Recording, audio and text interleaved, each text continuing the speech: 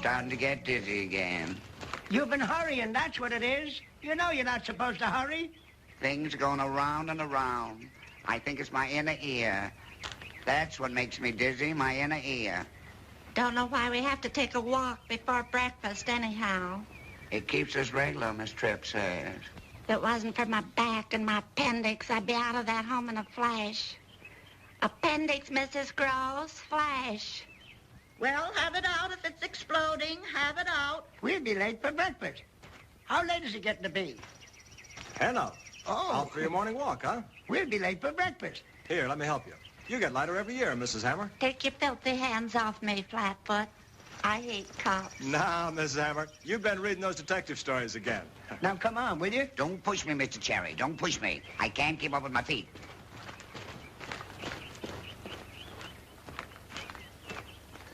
Officer, who are those people? Oh, they're from the old folks' home, the Church of John. They come here for a walk sometime when the weather's nice. Say, ain't you the guy that's been appearing down at the City Auditorium? What's his name, the author? The name you're searching for in that limited vocabulary of yours is Lynn Belvedere. I am he. I thought I recognized you. You've been giving a series of lectures on, How to be young, though 80. That's it. Obviously, those people have never had the good fortune to hear me. Anybody ever follow your theories? Among others, a man named John D. Rockefeller.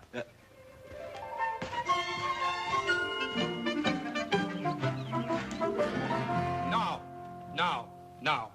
Maybe.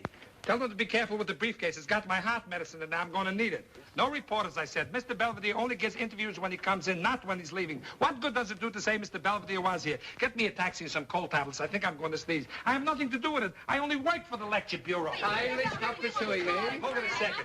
I never give autographs. Not since one of you fiends in St. Louis had me sign a blank check. Mr. Belvedere, please, your autograph, please. Get your dear little neck out of the door, Sonny, or I'll break it.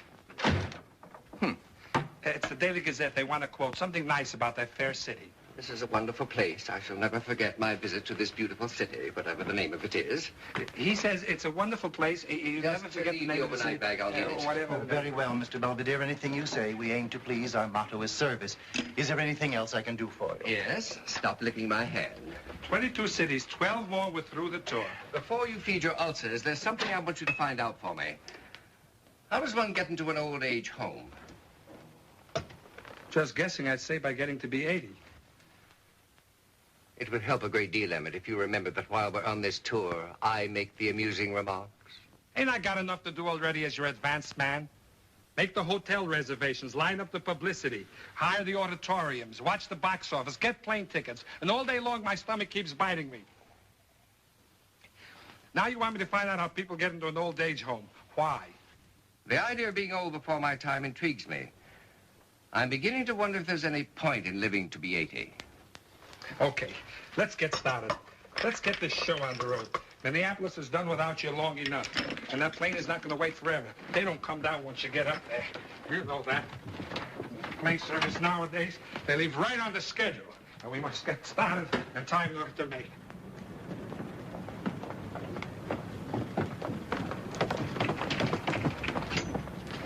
Emmett, give me that bag. I'm not going with you. Huh? Not right now, at any rate. I have something to do before I leave here. Some people to see. You mean you have to visit some friends? Why don't you say so? I have. Oh, well, it might be better if I get there at first at that. Here's your ticket. There's another plane at 5. I'll make the arrangements at the airport, see your friends whoever they are, and catch the afternoon plane. Splendid. I'll have the reporters waiting when you get there. Excellent idea. And maybe a brass band if I get one cheap. You want to make that plane, we better get going. I'll miss you, Emmett.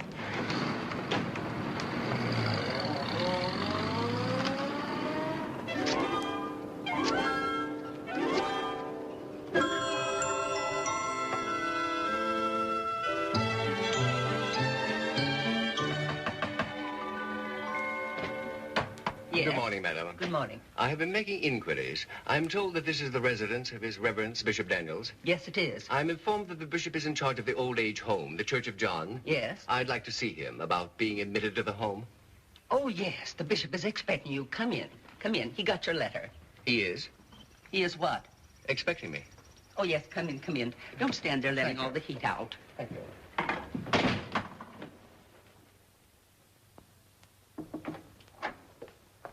Mr. Erwinter is here, Bishop. Mr. Erwinter? He wrote you about the Church of John. A few weeks ago it was. Oh, yes, of course. A very worthy case. Well, come on in. Please sit down. Thank you, Bishop. Well, here we are at last. Now, how may I be of assistance to you? I believe, sir, that your church, our church, if I may call it so, our church supports an institution that gives shelter to the aged and infirm. The Church of John, quite so.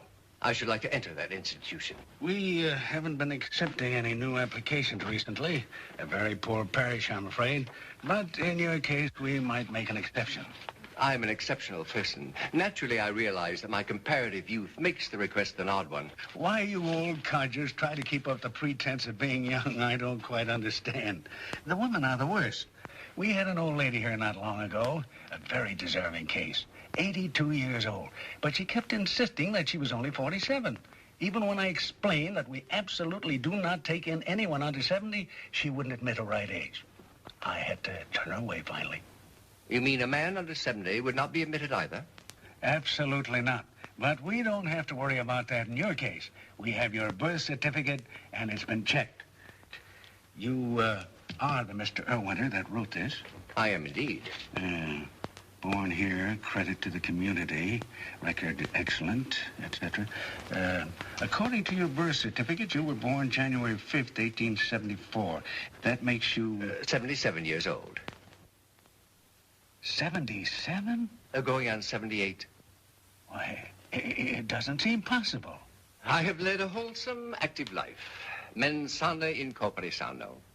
Clean living and right thinking have preserved my youthful vigor. As the good book says, mine age is departed and removed from me as a shepherd's tent. Isaiah 38:12. Well, sir, I'm glad to see you looking so hale and hearty. I was under the impression that you were very feeble. Well, as a matter of fact, I seem to have been told that you had died. Gossip, sir, malicious gossip.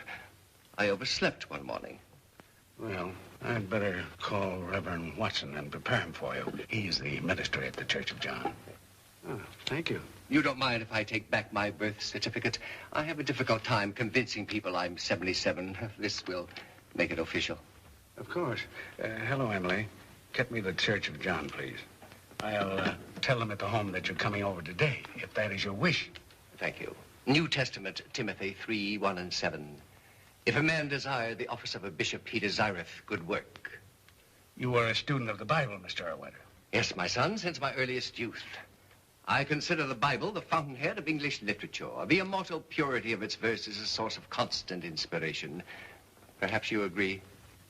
Why, yes. As a matter of fact, I do. Possibly you remember this verse, Mr. Erwinter. If thou hast gathered nothing in thy youth, how canst thou find anything in thy age? Ecclesiasticus 25:3. My only answer is, Lord, who shall abide in thy tabernacle? He that backbiteth not with his tongue. Is that in the Bible? I mean, of course it is. I recall it vaguely. Psalms 15:3. That is correct.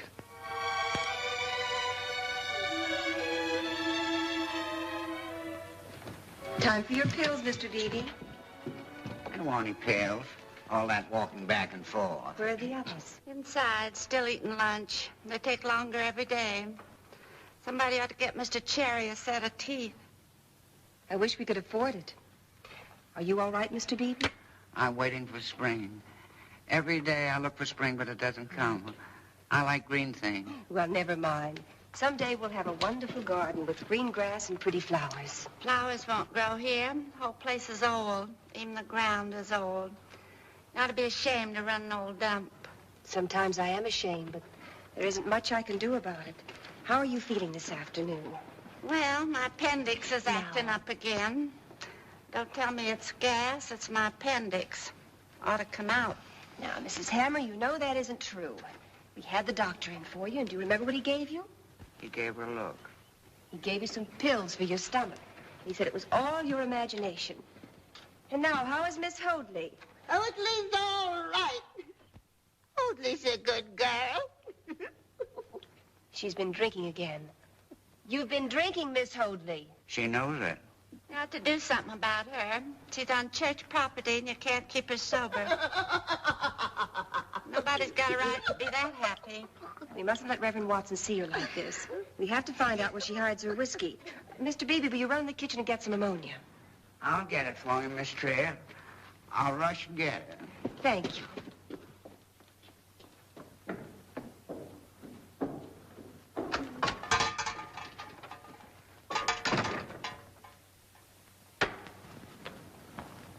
Good afternoon, Reverend. Good afternoon, Harriet. Bills, bills, bills. Religion's become so expensive, only the wicked can afford it. Lost the button. I'll put it on later. These are for our guests. Oh, incidentally, the bishop phoned and said we're going to have a new guest this afternoon, a Mr. Erwinter. He's 77 years old, but the bishop says he's very spry. Did he say too spry? Another mouth to feed, and the trustees have just been telling me they're going to cut our allotment in half next year. And you're going to let them? Why don't you fight back once in a while? I've been led to believe, Harriet, that the meek shall inherit the earth. If they don't starve to death first. Did he propose yet? Propose what? Well, marriage. He's a minister. What else could he propose? Well, we have an understanding. That uniform is wasting your life. I had a package like yours, I'd wrap it different. Well, thank you, Mrs. Hammer. Mrs. Pettit, this is for you. I'm sorry that there's nothing for you, Mrs. Hammer. Mr. Krager? I brought my children up to know better than to waste their time writing silly letters. Thank you. Are you sure? I'm sorry. And these are for the Stallmans. Thank you, thank you. And this is for Miss Holt. Hello. I'll give it to her later. Miss Tripp, the ammonia. I got the ammonia for you. Thank you. It's Miss Holy again, burning the candle at both ends. Take it away. I ordered bourbon. She never lived to be 90. Come along, Miss Hoadley. You better lie down for a while. Now, the rest of you get ready for your nap. The next one is on me. Whee! Isn't it a shame she took to drink? Isn't it a shame we don't know where she took it from? Oh, dear, it's just too depressing, I declare it is. I'm real sad. Tell us what makes you feel sad, Mrs. Sampler. Well, Mrs. Sampler's sad. She just wants sympathy. She's 78 years old and she has coy. Who ever heard of a 78-year-old mink? I am not coy. And what's more, I'm only 74. You're 78 and you look every dull day of it. Nap time. Everybody in for their nap. Sleep and eat and sleep. Only action we get around here is in our stomachs.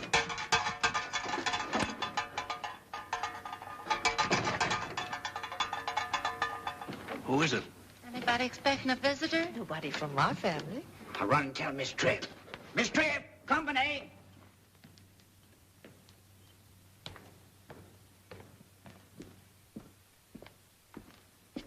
Good afternoon, ladies. Gentlemen. This is the Church of John, is it not? Yes. Thank you. My name is Erwinter. Oliver T. Erwinter. How do you do? When all the grass in the rest of the world is green, why does yours have to be brown? Needs water. Grass has to be watered. Everybody knows that. Are you waiting for rain or flood? Miss Tripp says that she'll be right out. And she says you must be Mr. Erwinter, and you're going to stay with her. That is correct. No one's allowed in here under 70. It's been quite a few years since I was that young. What, you're trying to tell us that you're over 70? My body, madam, has weathered 77 winters. You are 77 years old? 77? Give a day, take a day. Ah, Are you making Mr. Erwinter feel at home? a tender bud among the cactus. Charmed, my dear. Are you Mr. Erwinter? I have that privilege, young lady, from the bishop. But I thought you'd be much older. He is, Miss Tripp. He's 77 years old. You don't look a day over 60.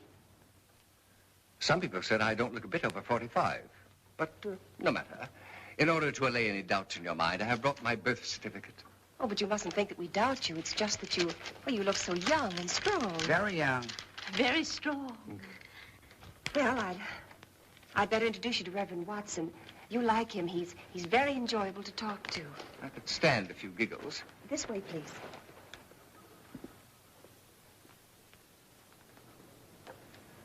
Most peculiar.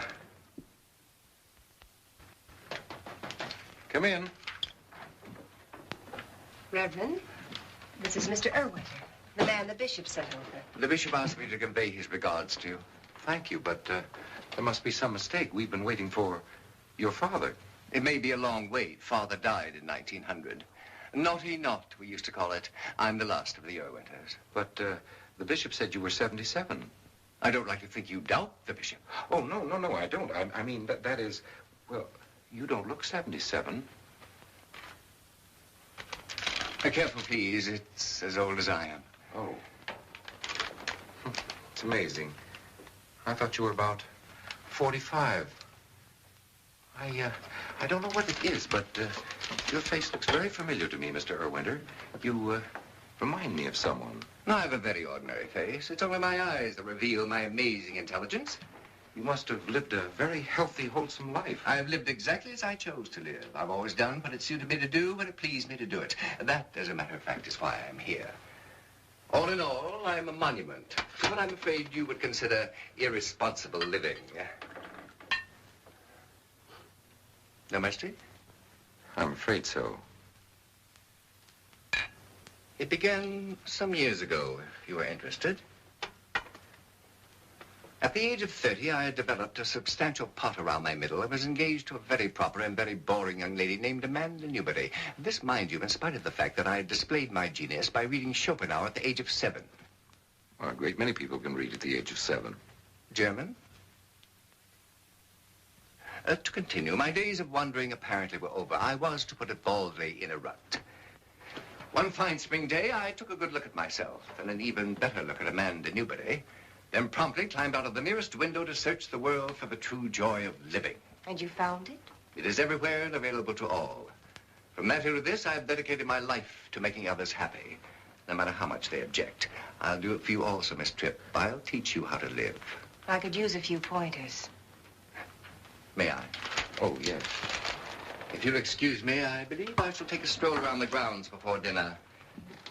Merely to see what changes should be made in your little establishment, Reverend.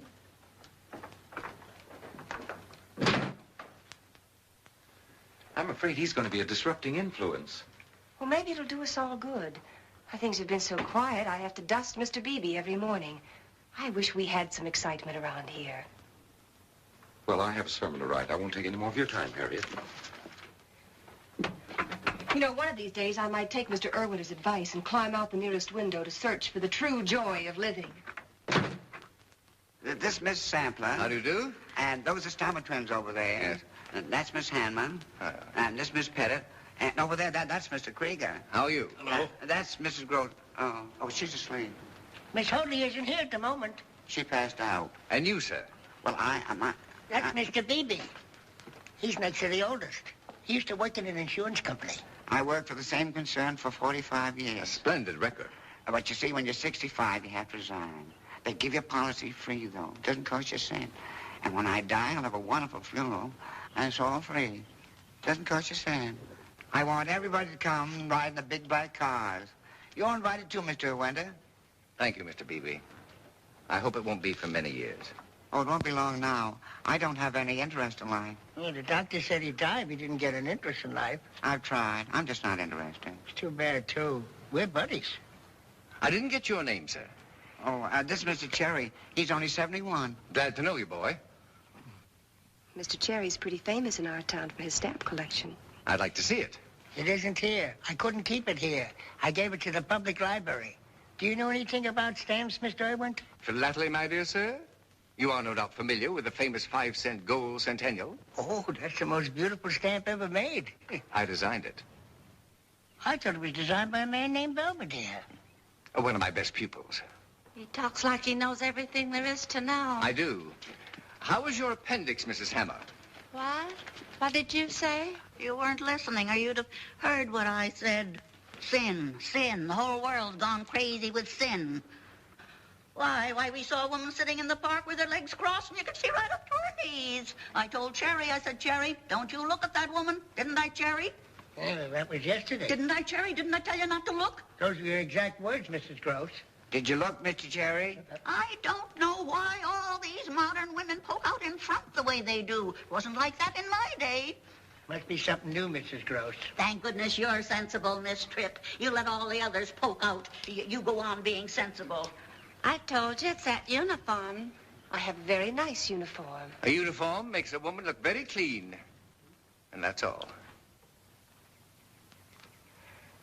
Mr. Beebe, would you show Mr. Erwenter to the dormitory? Certainly, Mr. Tripp. Right this way, Mr. Winter. Right this way. Oh.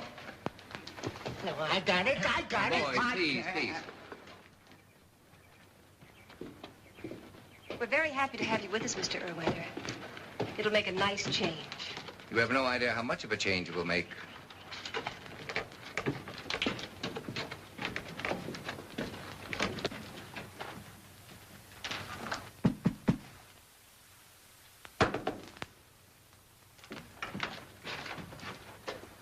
I guess you must have traveled a great deal.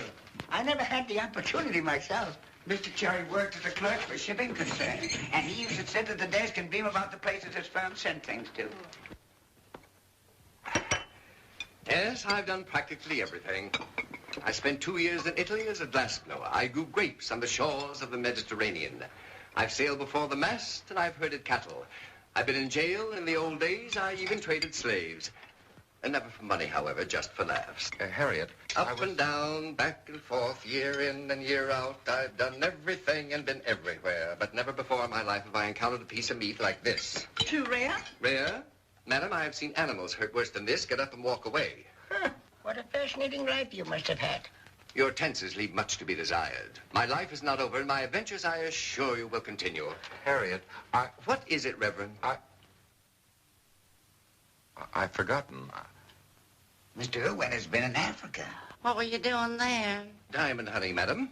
Did you find any? You've heard of the Hope Diamond. Oh, yes, I know about that. A man was walking along the road and he happened to see a big pebble in a ditch. To this day, I am known throughout Africa as Hawkeye. It's just like my third husband. I've been married 3 times, and each time it was for love. Love, love, love. There's nothing like love. Madam, stop creeping up on me. Yes, Mr. What I can't understand is how you keep so young. Being young is the way you think. Live every moment as if it is going to be the last one you will ever have. Believe you're young and you will be young. That's my secret. Of course, still being a complete man in every sense of the word helps a great deal. Mr. Erwenter, there are some things we don't talk about here. I'll let him talk. The man's the rip snortingest liar I ever met. But it's a change. Certainly is. Fascinating. You mustn't be too fascinating, Mr. Erwenter. You see, we lead very sheltered lives. Well, I'll do it for you, Mr. Erwenter. Wait a minute, let me do something. Boys. Harriet, I wonder if you'd mind looking at my Sunday sermon. I'd like your reaction to it. Of course, Reverend. What is the subject of your sermon, Reverend? Perhaps I could advise you. I'm sure you could. This Sunday, I'm going to speak about sin. For or against?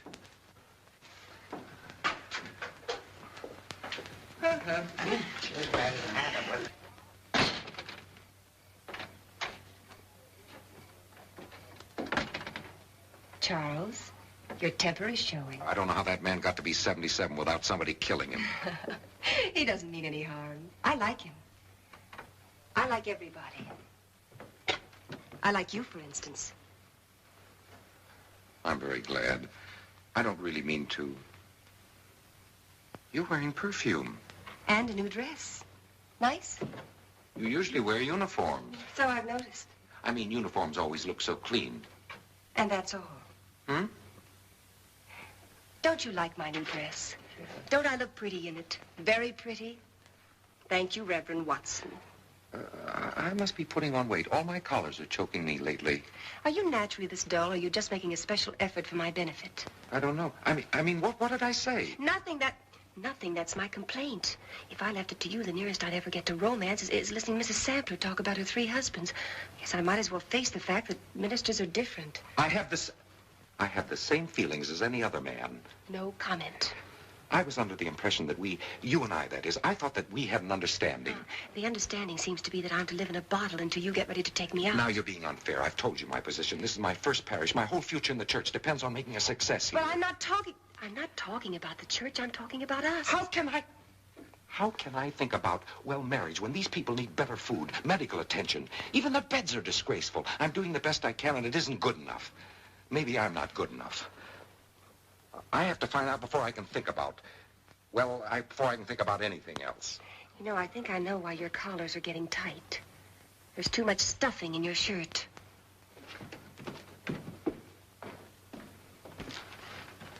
Mighty cozy. Mr. Irwin, we're allowed to play checkers if we don't get too excited.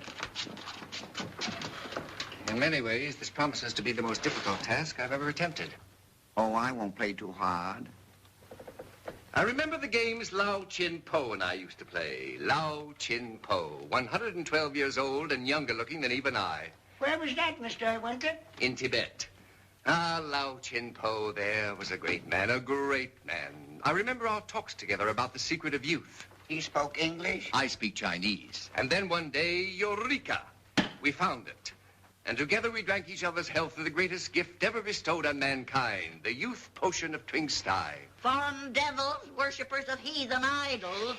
Please, Mrs. Gross. Mrs. Gross has been with us a long time. She's certainly been somewhere a long time. What was the potion for, Mr. Winter? Youth, my dear sir, it keeps alive the flames of youth. Had I some of it here, I could take years off all your lives. There's a great deal in what you say. Mr. Winter, could you... All right, time for bed, everybody. Oh, at a time like this, he has something to make us all young again. Oh, well, I'm sure Mr. Irwin didn't mean for us to take him literally. I say to you that I can take 25 years off the life of every guest here. Could you? Will you? We couldn't afford to pay, you understand? Imagine being young again. Well, I gotta hand it to you. You got 'em all biting. Could a person take off 30 years if I tried real hard? Wouldn't you know it? Offer 25, and she'll try for 30. Mr. Irwinter, are you suggesting to these people that you can make them younger? Are you suggesting that I can't? I am. Then your knowledge of psychology is indeed a primitive one. Part of my preparation for this calling was the study of psychology under the great Viennese Professor Elweiss. I know him well, a fake. I intend to make these people young again. Let's start right away. Mr. Irwin. Bedtime, everybody. Come along, Mr. Beebe, Mrs. Sandberg. Come along. Time to wash and say your prayers. Come along. Good night, Mrs. Hammer. Good night, Mr. We've had enough excitement. Good night, Mr. Cherry. Have you ever been to Singapore, Mr. Winter? I have. What's your opinion of it? Singapore, my dear sir, is a city so full of wickedness it's difficult for a normal man to sin there. I like it.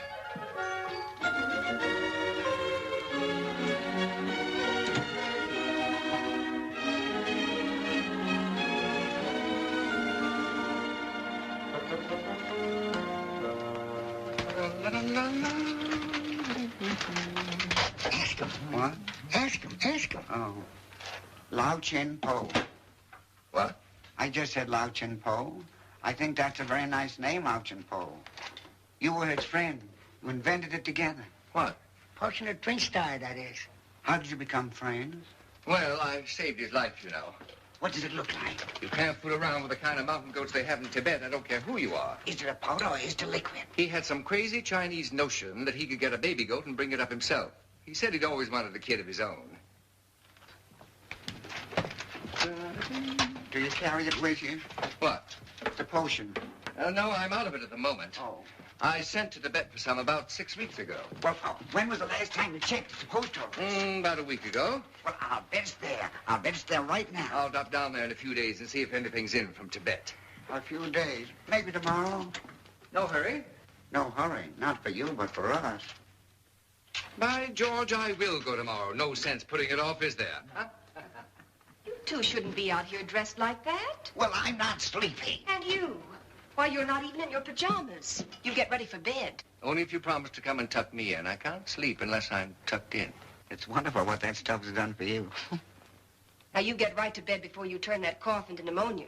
Good night, Mr. O'Weather. Pleasant dreams, Mr. Beebe. Good night. Good night. Good night. You're not supposed to be up this late, Mr. Irwinter. I never go to bed before 2 or 3 in the morning. Well, we only stay up late on Christmas and New Year's. The rest of the time, we go to bed at 9:30. Old people need their sleep. But I'm young, I'm alive, I'm full of life. I don't care what you're full of or how you got full of it. You're 77 years old and you've got to go to bed. Miss Tripp, I'm beginning to suspect your motives. New dress and perfume. The most beautiful sight in this beautiful world is a mountain covered with snow. I like the valley, too. Tell me, how long have you been here, Harriet? 2 years. That's a long time for someone as young as you to spend with old people. What makes you stay? Oh, same thing that keeps most people in one spot, I suppose. No, it must be something more than that. Well, these people need me. They're like children. They depend on me, and in a way, they love me. Of course they do.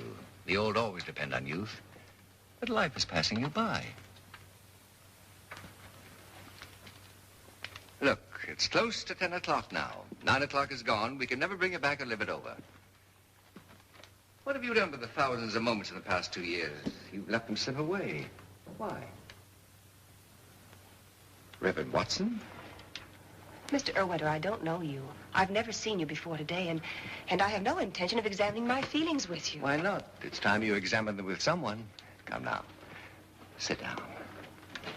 There. Now. Look up at the moon. Look at the moon. Are you making a pass at me, Mr. Erwetter? Don't worry, my child. I'm an old, old man. Think back to when as a child you first made a wish on an evening star. Do you remember? Seems so long ago. You were young and slim and swift, a creature who was part of nature. Oh, Oliver. Dear, dear Oliver, you don't know what this means to me. Just look at the moon, that's all I ask. Look at the stars, look at the night. Let the feel of the earth go through you. Oh, Oliver, what's come over me? I'm beginning to wonder. For your information, my dear, this is merely to give the Reverend a slight taste of jealousy. Oh, but how can you talk of him at a moment like this? I feel so strange and wonderful, as if I were very small and light and everything all around were gossamer. Oh, Oliver, what's happening to me? Whatever it is, it's making me very nervous. I feel all trembly. Harriet. Harriet, go to bed. Yes, sir.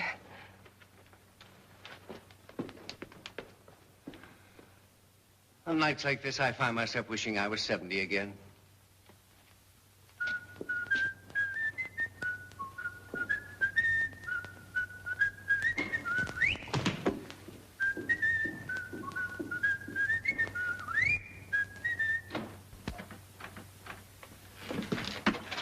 Visitor for you. A visitor for me, my good woman. Very unlikely. Over there.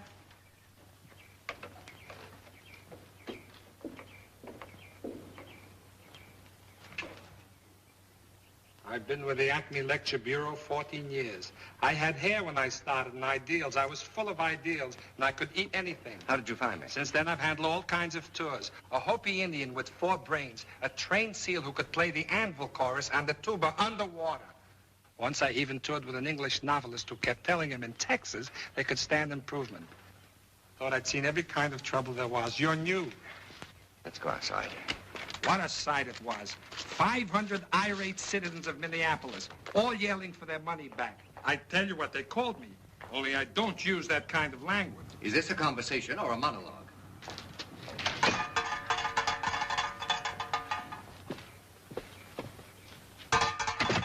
Now then, how did you find me? I finally remembered you asking me how somebody would go about getting into an old age home.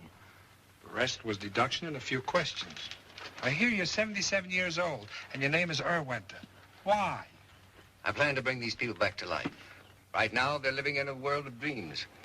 One of them has alcoholic dreams, one dreams of the past, one of faraway places, and one rather sensibly dreams of getting out of here. But they're all dreams. I'm going to awaken them. I'll make them young again, even if it kills them. Wait till they find out your name is really Lynn Belvedere, and you're not even close to 50 yet. They're not going to find out, at least not till it suits me to tell them. No? Don't threaten me, Emmett. It's roughly like a chipmunk snarling at a tiger. I have several errands to do in town. Now that you're here, you may accompany me. I know I'm not much, but I'm all I've got. 3 more weeks with you, and I'll be ready to throw myself away. What I don't understand is why we're doing this for some old geezers neither one of us has ever seen before. A small contribution to the welfare of humanity. Every man should make some contribution to the happiness of the world before he leaves it. Yours will be when you leave it. What next, Doctor? Lactose, QSAD, grains 5 times 20.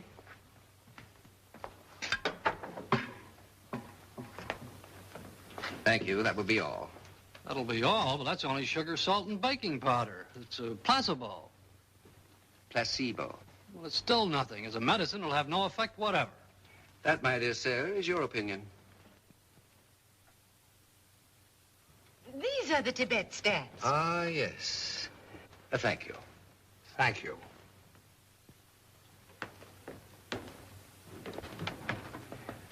You sweet child, you gave me quite a start. Where's your dear mother? Right over there. I think she wants you.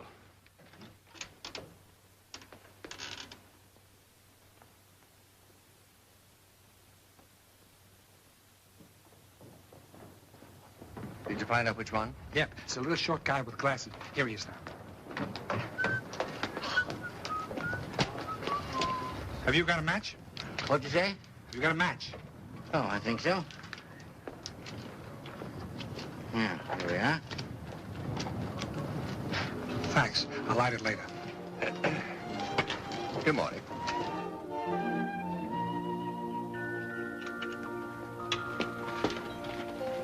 I get your stick, Mrs. Sampler. Thank you. Did Mr. Irwin say when he'd be back? In time for lunch. We're going to eat outside, he said. A picnic. It'll be good for us, he said. Oh, he's a wonderful man. Just having him here's made a difference. He's so... Yes, he is. I think it's the potion that does it. What else could it be? I'd be afraid to try it, wouldn't you? Oh, I'd try it. I wouldn't be afraid. Why, I'd try it in a second. Well, it might change you completely. Do you think so? You chase after young girls and forget all about us old people. No, I wouldn't at all, Mrs. Sampler. I'd just chase right after you. That's what I'd do. Mr. Phoebe. I'd make you fight for your honor. Are you frozen in that position? Isn't it fun to be young and giddy and gay? The boys just can't seem to let you alone. We're all going to be young again. Mr. Irwin is going to make us young, he said. Perhaps Mrs. Hammer feels there isn't any hope in her case. Claus, well, listen to me, you baby blue-eyed crone. I'm not old, but I'm old enough to know when to stop picking lint off men.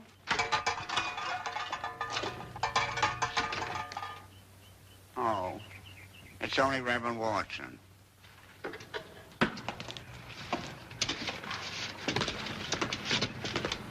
Well, I gather Mr. Irwinder isn't here. Apparently, he thinks we're running a hotel where he can come and go as he pleases. Oh, here's a package for him from Tibet. Oh. You know, I don't understand it. The man's been here only one day, and he gets mail from Tibet. Amazing. He's a very amazing person. Oh, no mail for you today. I'm sorry. He seems to be a very upsetting influence here. Oh, thank you. Thank you very much. I'll get it. Whom does he upset? Our guests. Just the guests? Who else could he upset besides our guests? You. Me? I have no objection to him. He seems to be a very interesting man. Fascinating. Interesting. I imagine he must appear attractive to some women. Very attractive. He must have been quite handsome 30 years ago. 40. What's the matter with him now? Harriet, he's 77 years old. But I like older men. You couldn't Look, we're both being very foolish. We are. I know you're not seriously interested in that old gentleman. You couldn't be. But why not? Well, for one thing, it isn't dignified. There's nothing dignified about love. It's probably the most undignified and wonderful thing there is. In a very undignified way, Mr. Irwinter has offered to teach me how to live, and frankly, I don't mind learning. Under the circumstances, I have nothing more to say on the subject. You keep making one very serious mistake. You're you.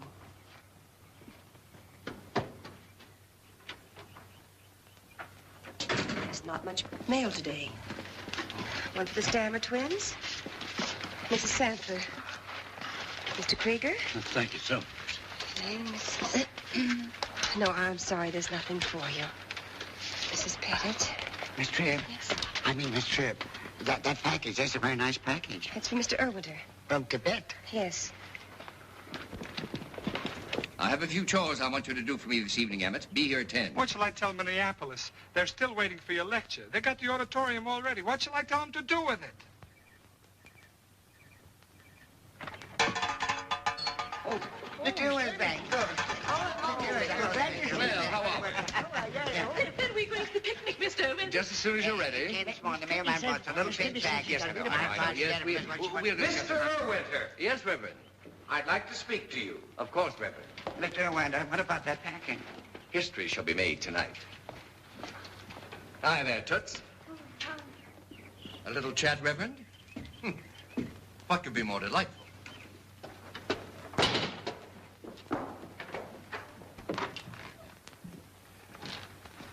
Reverend? Mr. Irwinter, I'll come straight to the point. I've noticed an attraction growing between you and Miss Tripp. We find each other interesting, Reverend. She is interested in me because I have traveled. I'm interested in her because I've traveled. She's a very likable young woman. I find the word likable inadequate, Reverend. I would prefer gorgeous. Miss Tripp is gorgeous. Miss Tripp has led a very sheltered life. Very sheltered. Too sheltered. Well, since we both agree that she's been sheltered, I think we'll also agree that her judgment in matters of love may not be developed. And then we should make every effort to develop it. She'd have a better chance of finding happiness with a man near her own age. Reverend, you're jealous. My feelings towards Miss Tripp are my own affair. Then you admit you care for her. Mr. Erwinder, I didn't ask you here to discuss my emotions. I'm here to discuss yours. I have nothing to conceal. My emotions are plain and uncomplicated. I find Miss Tripp attractive, luscious, and desirable. Gorgeous. Then you refuse to discourage the girl. Of course I refuse to discourage her. I'm afraid you're acting a bit stuffy, Reverend. Loosen up. Forget some of your code. You're making life too grim.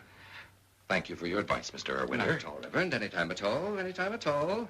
By the way, you might care to join us for lunch. We're going on a picnic, al fresco, meaning in the open air. A picnic? Whose idea was that? I thought of it. I thought you did. I thought you would.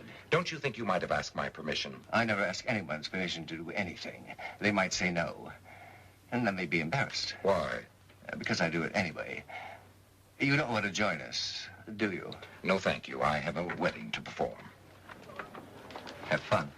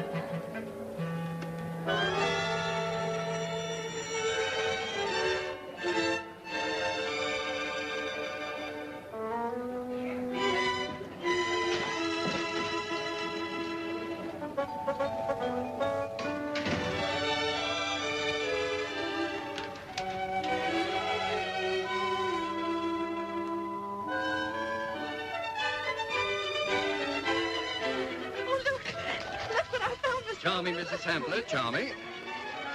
Huh. There you are. I found a fence no one was using. Good. I never saw a hat like that before, but it's nice. It was given to me in Africa by a doctor with a poor sense of direction. His name was Livingston. Thank you. Lumber. Thank you. Now then, are we all having a good time? I haven't seen them so happy in all the time I've been with them. They're beginning to enjoy life. That's what life is for, my dear. All right, now, children, come on. Time for lunch. Come on. I can't bend my knees, but I don't mind. Well, thank you, Mrs. Hammer. Thank you very much.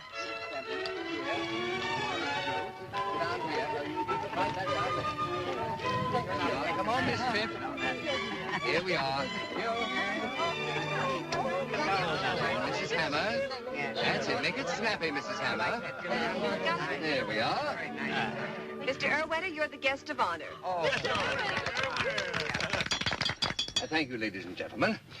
Now, before we eat, I would like to tell you of a plan I've made. A plan, Mr. Erwinder? I think all of you will agree with me when I say that Miss Hoadley should have a new hearing aid with batteries. What'd you say? A new hearing aid. Oh, good. And that Mr. Cherry should have a set of teeth. And Mrs. Sampler should have flowers that will grow. And Mrs. Hammer an operation. And Mrs. Gross should have her mind adjusted. There's nothing the matter with my mind. And me. You forgot me. We'll discuss it later, in private. I understand. In order to obtain these things, we will need a slight amount of money. Now, I have a way to raise that money by our own efforts. It's very simple. I propose that we have a church bazaar. Churches have bazaars all the time. Respectable churches? It's a way of making money. Well, it'd be splendid if we could Sounds do it. all right to me, a church bazaar. What do you think, Miss Tripp? Well, I think it would be a wonderful idea, but I know Reverend Watson wouldn't like it. In that case, we'll do it. Let's eat.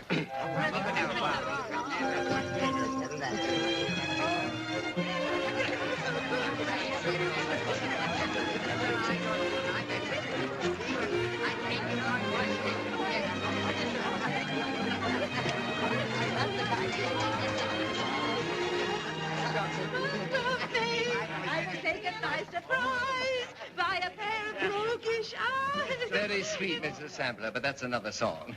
Now, come on, we're going to sing the song again for Mrs. Sampler. Are we all here? Here we are. Please, can I I do the boom booms now. No, Mr. Irwin, I've been doing them all the time. I've done the boom booms all the time. And I've practiced them and everything. He's jealous, Kids, that's all. please, don't let's argue over our boom booms. Now, I'll give you the note, right? While strolling through the park one day, Bum, bum. in the merry, merry month of May, Bum, bum. I was taken by surprise by a pair of roguish eyes. Just a minute, Miss Hody's a little sour. Would you try a little higher, please? Higher. That's better. Now, just shop around for it. Excellent. You mean you've never had a lesson in your life? So help me. Extraordinary. All right, now we'll start at da-dee-dee-dee-dee-dee-dee. Now, don't forget pear-shaped tones, a cappella. Now. In a moment, my poor heart was stole away. Boom, boom. A smile was all she gave to me. La la la la la la la la la la la la la. Splendid. Miss Hammer. We were happy as could be. La la la la la la la. I immediately raised my hat. Boom, boom. And I blushed when he turned my way. Something? Oh, I'm sorry. I didn't mean to interrupt. Anything I can do for you? Why, yes. As a matter of fact, I wanted to talk to you. You want to talk to me about what? Well, I wanted... Why, nothing. Nothing at all. Go on with your... Please, go on with it.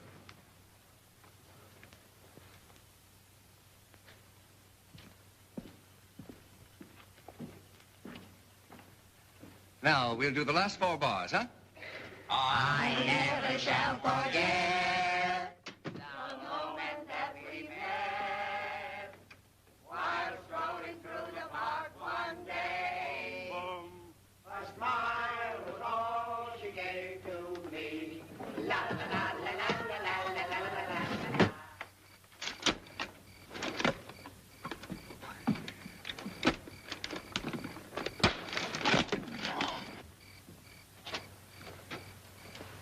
Why not use the door? It was locked. I'm only doing what you told me. You don't have to scare me to death.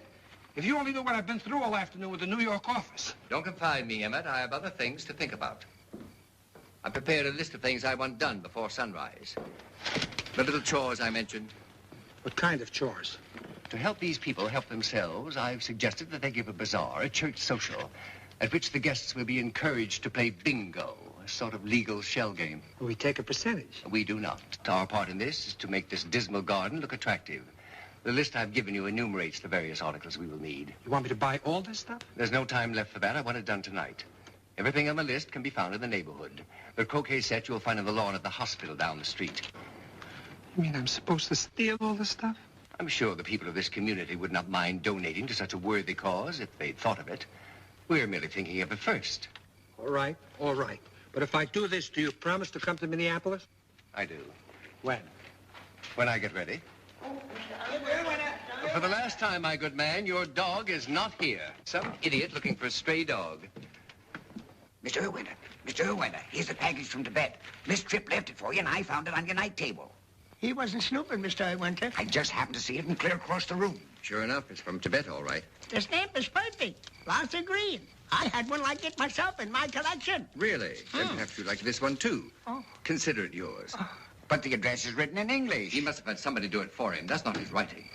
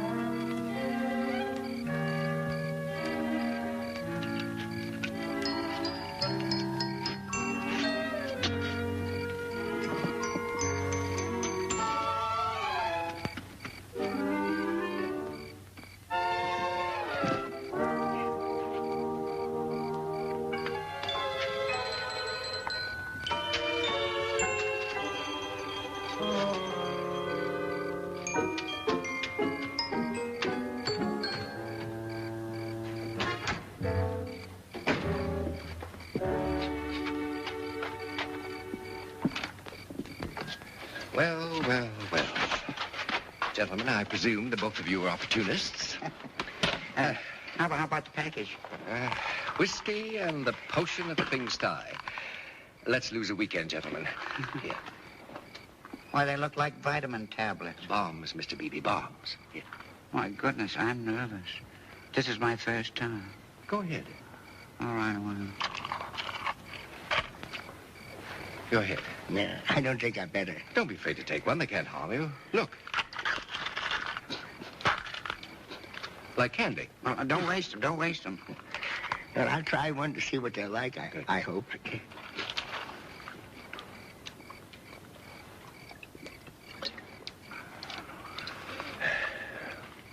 Well, how do you feel? I don't feel anything yet. Have patience, my friend. Remember, the potion is up against enormous odds.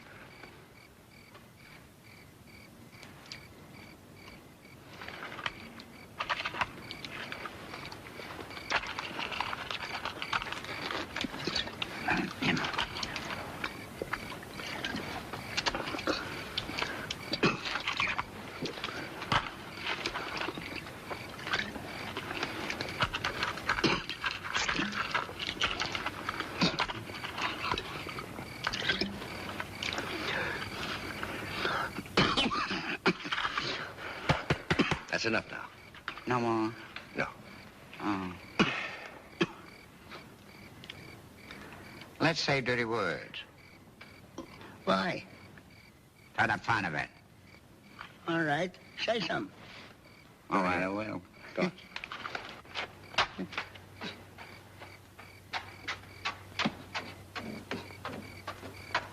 Donna. You must know worse expressions than that. Oh, I do. Oh. Donna to heck. Give it a real bad one. I'll make this good and loud. Why, of course.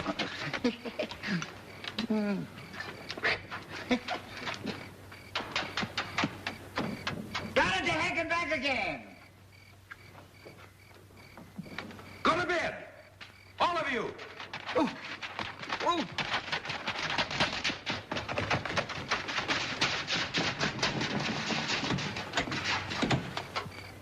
My father built this church. My uncle was a minister here before me. We have always tried to do what we thought was right. By our old-fashioned standards, your behavior is highly improper. I'll have more to say to you in the morning, but right now, I think you owe me an apology. Very well, Reverend. I'm deeply sorry that you lost your temper.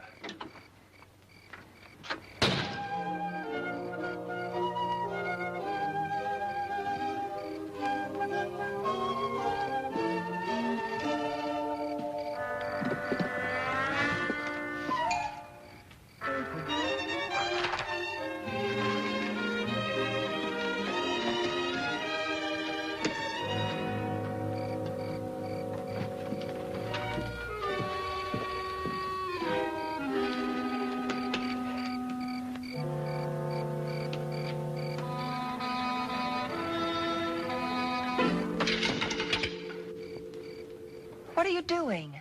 Why are you throwing those sticks down here? They're croquet mallets. But why are you throwing them down here? Look at it from the other side. Why shouldn't I? Whom do they belong to? Are they yours? If you care to catch them, I'll throw them to Oh, you. no, I can't catch them. I thought so. The average woman can get her hands on almost anything. What are you doing there, my man? I'm merely following my instructions. A certain anonymous philanthropist wishes to make... I hope I'm not boring you. I want you to. However, you were getting a lot of stuff. I have to deliver everything if I don't get caught. Au revoir. Moron. Well, somebody on the other side of that wall is actually thinking of us. I can't believe it. That's when things happen, my dear, on the other side of that wall. Plenty's been happening on this side. I don't know what you mean. I've been an hour and a half trying to get Mr. Cherry and Mr. Beebe quieted down. Really? I wonder who's responsible for their condition. I don't know, but Mr. Beebe seems to think that you should run for president. He's so right. I hope Reverend Watson doesn't find out. I'm afraid he has already. We had a rather one-sided conversation about it. And he's very angry with you. Apparently. Well, it's partly my fault. No. Yes, I told him this morning how we feel about each other. Oh. How do we feel? Well, I hinted that you and I... Well, the Reverend might have gotten the idea that we're going to become engaged. Oh, well, excellent idea. We'll make it official. That should give the Reverend something to think about. Maybe we should ask his advice about where we could live. We might even invite him to perform the ceremony for us. Diabolical. And one more thing. You might mention that if you and I marry, there may be more than just the two of us. You have relatives? I mean, we may have babies. Miss Tripp. Mrs. Hammer's calling me. Good night, Oliver. Babies? What does society expect of a 77-year-old man?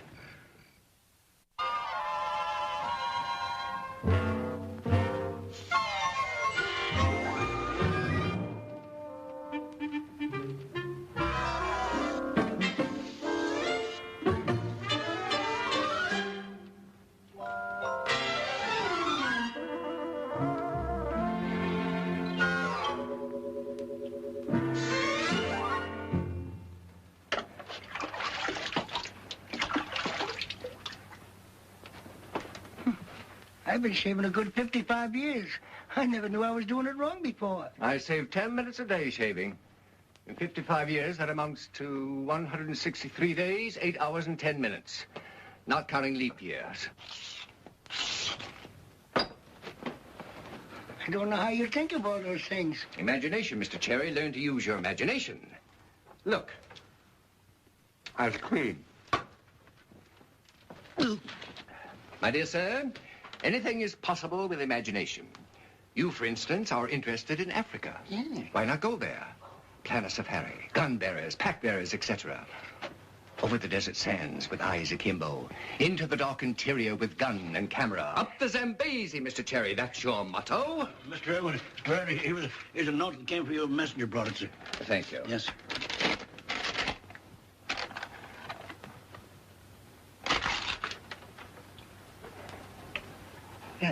Nothing wrong, is there, Mr. Irwin? No, nothing that I can't straighten out. But I shan't be here for breakfast. I must go to town.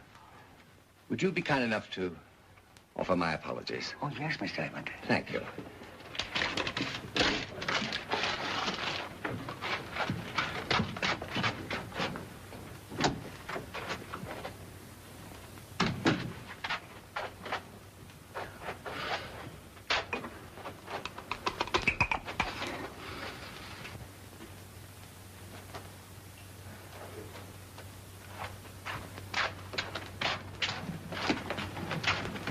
Morning, Mr. Beebe.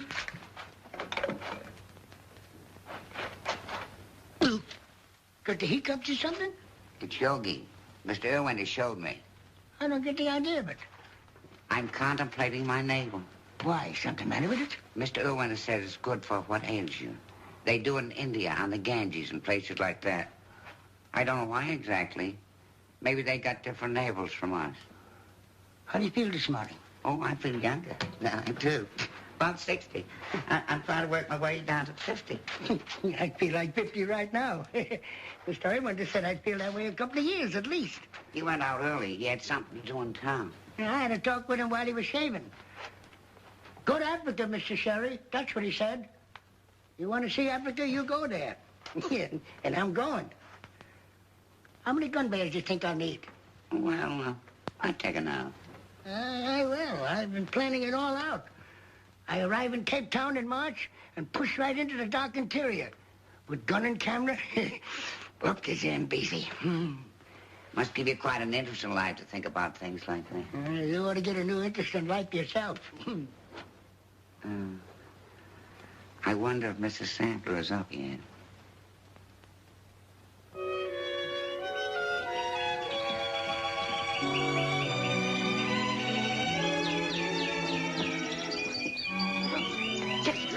Look. It's remarkable. I find it remarkable. Look, everybody. Look, everybody. Look. Down don't change. Mrs. Bennett, come on out. I got a surprise for you. Hey, Mom, come here a minute. I don't believe it.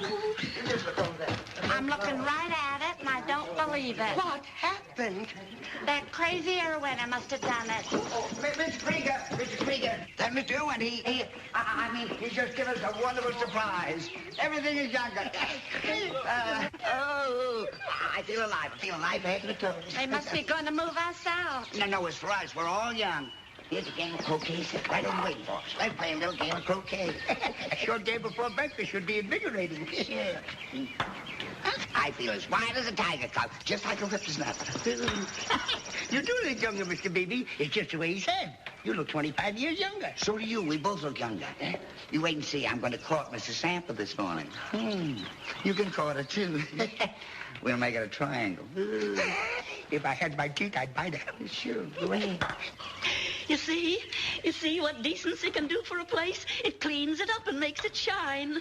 Oh, it's a fairyland. I declare it's so enchanting. It makes me want to dance and sing. Mrs. Sampler, you look so nice down there by the flowers. Your turn. Mr. Beebe, come and look at the flowers with me. Maybe I will. Do you dare me? It's not right to watch them. Are you going to go on playing? Do you dare me to come over there? You're not very brave, Mr. Beebe.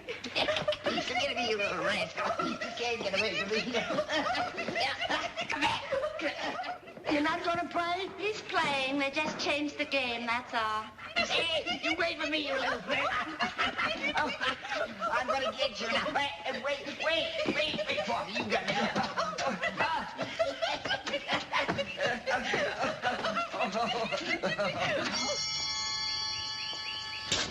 What are you doing there? We weren't doing anything, Reverend.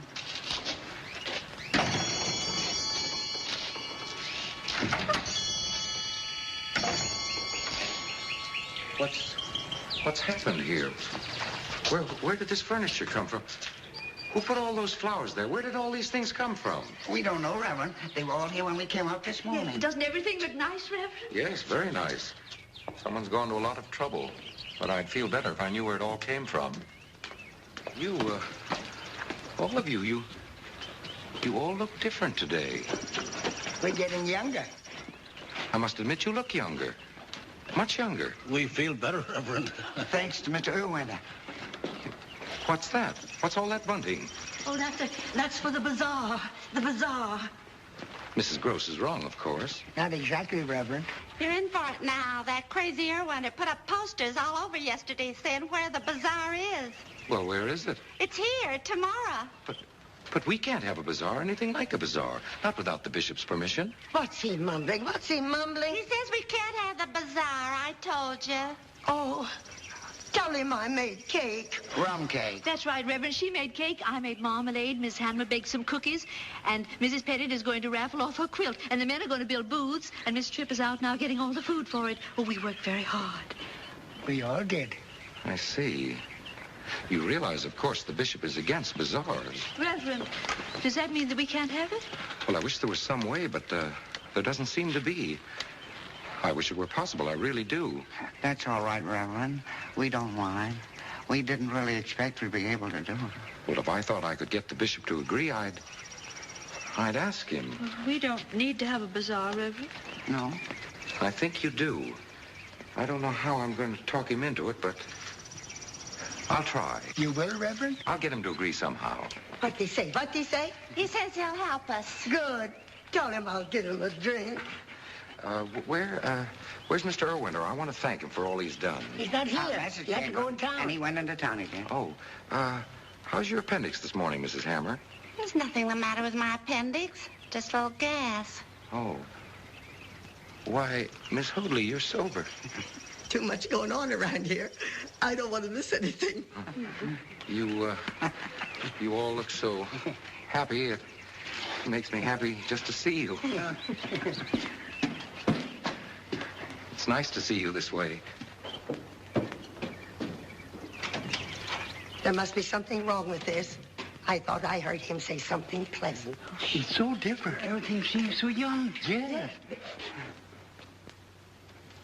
There really are two of them.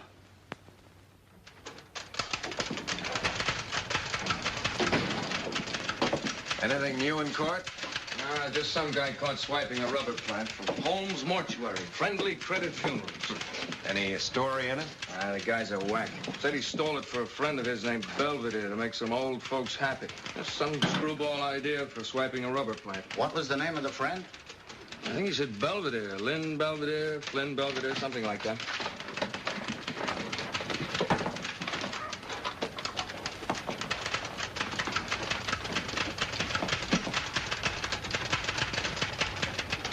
Horticulturally speaking, this is not a rubber plant. It is a Ficus elastica. Furthermore, it was not stolen. It was borrowed from Mr. Holmes. Where is Mr. Holmes? From Mr. Holmes here.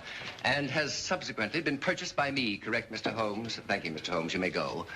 All in all, Sergeant, you appear to have no valid grounds for holding my colleague. And a charge of false arrest would be most awkward, I think you'll admit. All right. Get out of here and take that colleague and his tree with you. Thank you, Sergeant. Pick up the plant, Emmett. All night I've been in the cell with this thing. Did you ever try to sleep with a rubber plant? It kept reaching for me. Your troubles are nearly over, Emmett. I'm succeeding with the old people. Well, what are we waiting for? Let's get moving. You promised. Remember? You promised. Not until they're completely happy and young again. How about making me happy and young again? When are you going to Minneapolis? I'll let you know, but don't call me. I'll call you. It's that young girl. She's got you in her pockets and you like it there. She has delightful pockets. I'm surprised at you. Falling for a filly. You of all men. You've always been so self-sufficient. Go on. You fascinate me. I'm going to save you in spite of yourself. I'm going to get you out of this mess. You got us in. One reason I like having you around, Emmett, is that I enjoy that preposterous mentality of yours. It's so primitive. Psychologists study the great ape. I have you.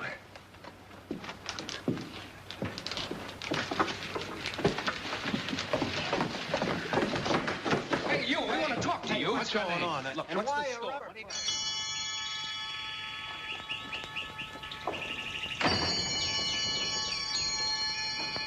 Well, here's everything for the bazaar. Bread, cheese, hot dogs, hamburgers, and all kinds of prizes. And there'll be more coming all day. We'll take him into the kitchen for you. Oh, doesn't it look lovely? And how happy you all look. Reverend watched us smile this morning. Even after we told him about the bazaar. Oh, dear, you told him about the bazaar. I guess I better go talk to him about it. Mark my words, smile or no smile, there's not going to be any bazaar.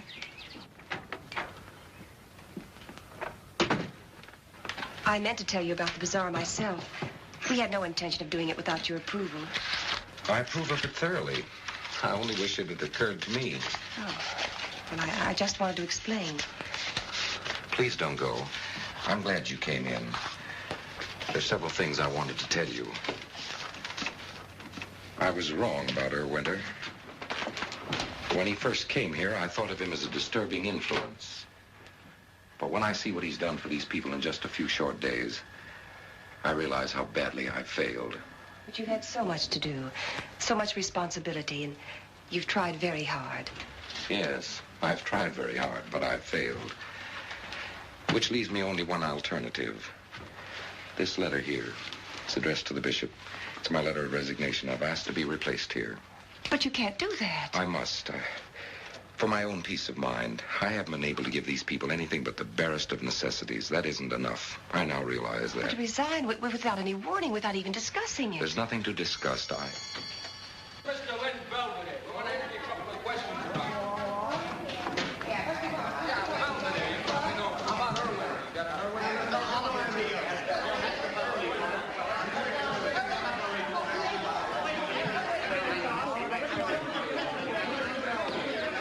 Here. What's the trouble? Reverend, we're from the newspapers. We're trying to get an interview with these people. They've been saying bad things about Mr. Erwinter. It's a pack of lies. We're only trying to get the facts straight. Please, we want to know what's going on. Yeah, this Mr. Erwinter who's been living here. His name really isn't Erwinter. We all know he's Wait let me talk. Wait a minute. This Mr. Erwinter is a fake. He's not a fake. The man we're talking about has a birth certificate, quite in order. I've seen it.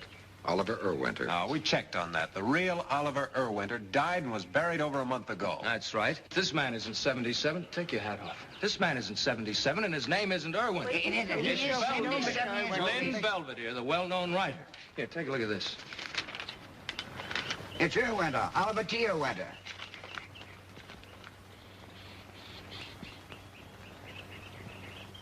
Author of Hummingbird Hill. Why, that book you have in your lap. Belvedere's been giving a series of lectures all over the country about how to keep young. Yeah, this guy back here is his manager on the tour. Ask him if it isn't true. Go ahead, tell him. Well, he didn't mean any harm. He was just trying to make everybody feel better, that's all. But the potion of youth. Oh, don't worry about that. It won't hurt you. I was there when he made it. It's only bicarbonate of soda. Nothing. It's just nothing. The package is smoked Tibet. You can't fool me on stamps, you know. It's your own stamp. We got it from the public library. And he isn't 77? He's 46. Most of the time, he won't even admit that. Why, the other day... What's the matter? I knew it. I knew he was a fake the minute I saw him. He was too nice not to be a fake.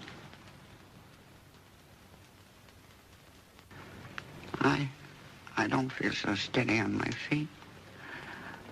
I think I'd better sit down.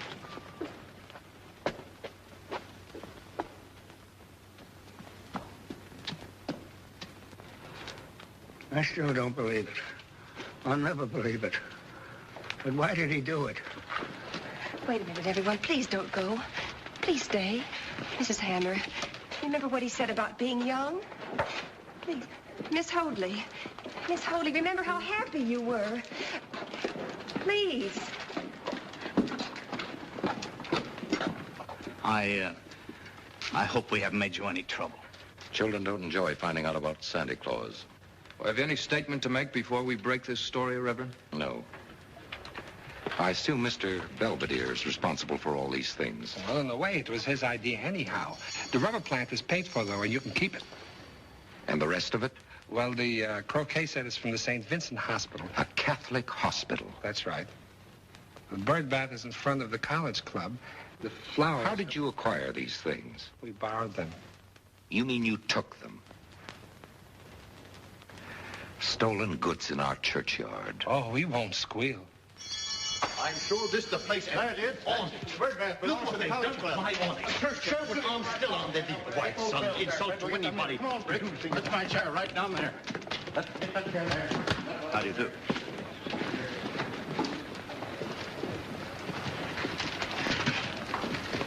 Reverend Watson, I am Father Shea, Superintendent of St. Vincent's Hospital. Yes, Father Shea? Well, that is to say you have a lovely croquet set there. Take it. Thank you.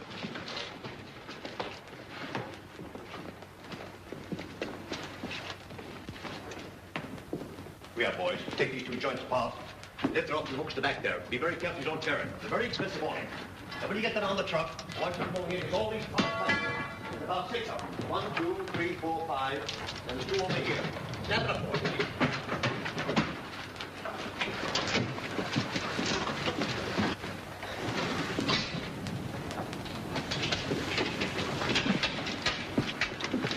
Charles,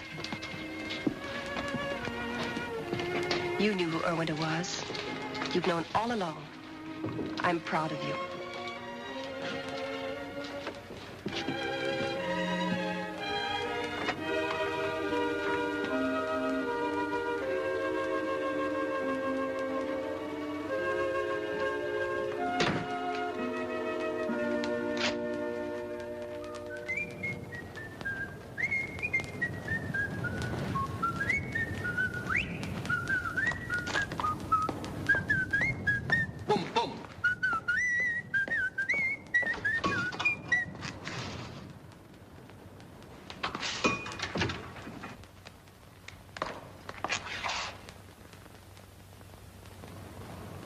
What's happened to the garden? Where's the croquet set? The bird bath, the iron deer? If you knew the trouble I had with that. Where is it? Why has everything been taken away like this? What's going on? I thought you'd all be so happy when I got back. And you, Mr. Terry, you were feeling so wonderful this morning. What is it? They won't speak to me. Oh. I see. Blabbermouth? He didn't say anything. Some reporters were here about you, Mr. Belvedere.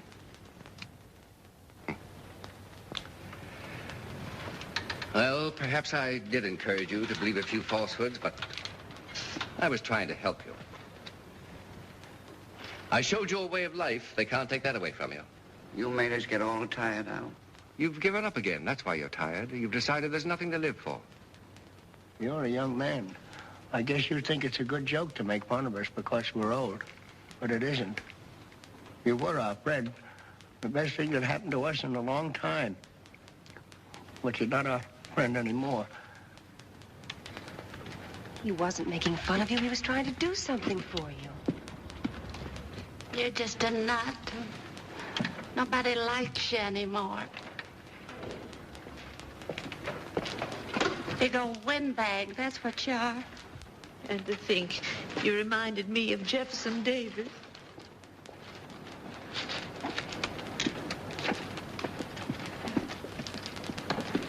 Mr. Beebe, have you forgotten how you felt last night and this morning? It was wonderful while it lasted, but I don't feel that way now. You tricked us. You cheated us. Had a good laugh at our expense. No, you're mistaken, Mr. Beebe. For a time, you had us going. We fooled ourselves into thinking we were young again. The whole place got young. Now look at it. This is our world the way it really is. Old and tired. We're old. We're just waiting to die. And that's the truth of it. Nobody wants us. Nobody really cares about us. You can't fool us anymore, you babysitter.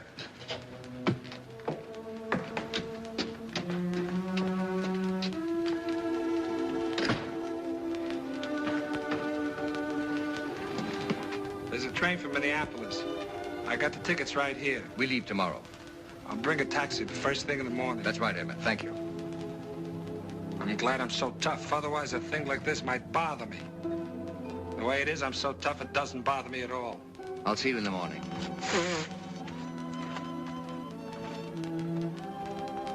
They're being very mean. After all you've done for them, it isn't right to treat you this way. For a while, wasn't it a pretty place? The most beautiful place in the world. How do you feel today, Romeo? Mrs. Hannah, that's no way to talk. Better. I don't care. I don't care about anything. Has anyone seen Mr. Erwinter? Belvedere. He's inside packing. Good riddance. He didn't come in until early this morning. Well, he and the Reverend were busy until late last night. Robbing a bank? He seemed like such a nice man, real pleasant. Then it turns out he's a writer. We're awful mad at him, Miss Tripp. Especially Mr. Beebe. I hate him. If I felt better, I'd hate him worse. Good morning.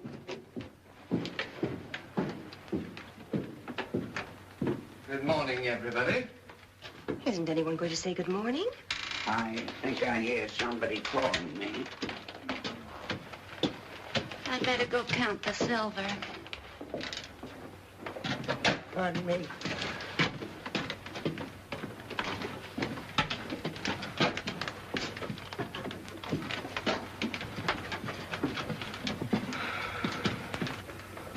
My social standing is apparently rather low this morning. They're like disappointed children. It takes them a while to get over things. They really love you, Mr. Belvedere, and so do I. You're a fine man. I agree.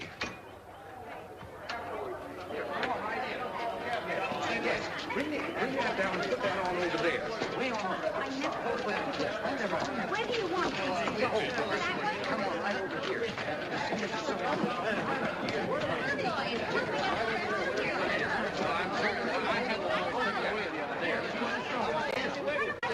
I'll show you.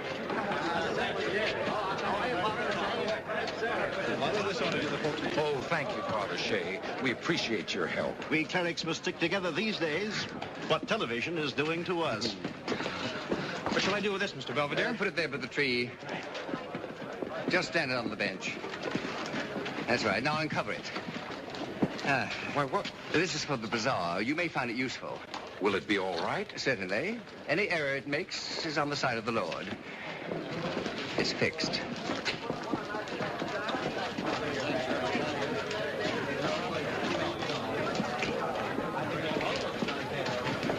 You see, my friends, you were wrong. The world hasn't forgotten you. It was just thinking about other things. I'm flabbergasted. All this is just a beginning. Thanks, Oh, no, don't thank me. This is the man you should thank. He showed me how to arrange it all. He bought everything they're bringing in. Put those flowers there with the steps, please. Yes, Reverend. I want to tell you how grateful I am. You've done a great deal for us all. My methods were abrupt, perhaps, but time was short. Mr. Telephone's ringing. The telephone's ringing. Mr. Webb. Yes? Will you excuse me for butting in? Why, certainly. You'll excuse me, Mr. Belvedere? Of course I will. He smiled. Why should I smile? I don't know. He's not mad. Mr. Webb, we want to thank you. No. You're beginning so... Mr. Cherry, you and the rest of the people go over there and tell them where to put the flowers, will you? That's fine. There we go. Take the plant and put it over there. One more thing, Reverend. I've been saving something for you. It's called the Potion of Twing Stai, an ancient Chinese formula. Are you sure it'll work? My dear sir, there are 450 million Chinese.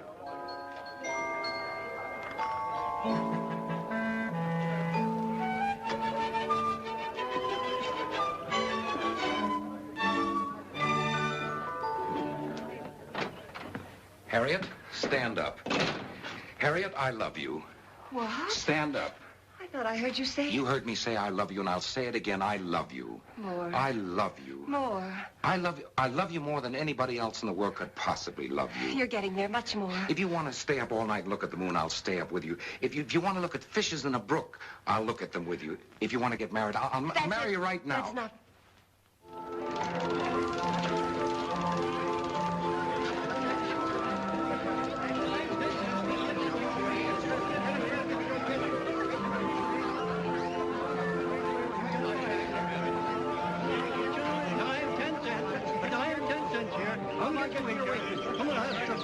Let me look you over. Just turn around, sir, and see what you weigh. How much? Well, I would say about 205 pounds. Sit down, please. Sit down and see what you weigh. On the nose. Yes, sir. That's right. 205 a dime, sir. A chance to beat the great Kruger's own game. Now, here you are. Now you see it, and now you don't. Hello, Mr. Belvedere. 10 cents a chance, folks. That's all. Just 10 cents a chance. Excellent.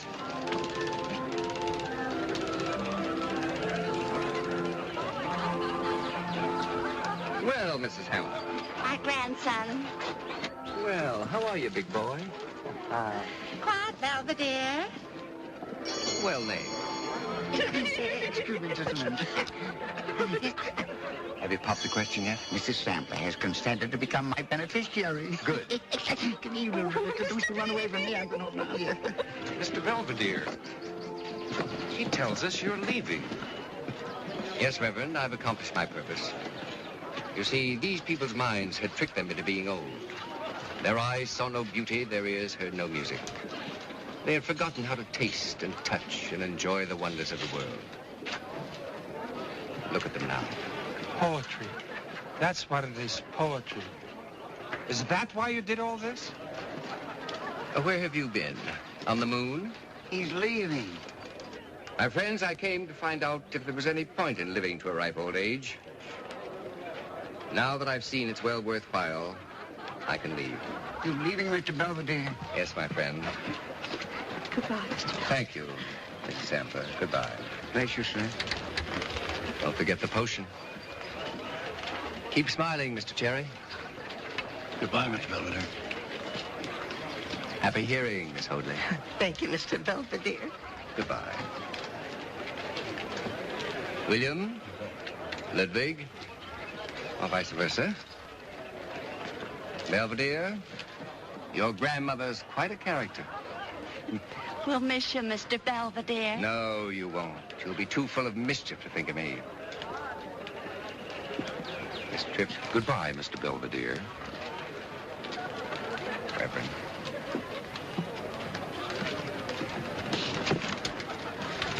Be a good girl. Where are you going? Minneapolis. What are you going to do there? Well, something has to be done about the middle-aged. Goodbye.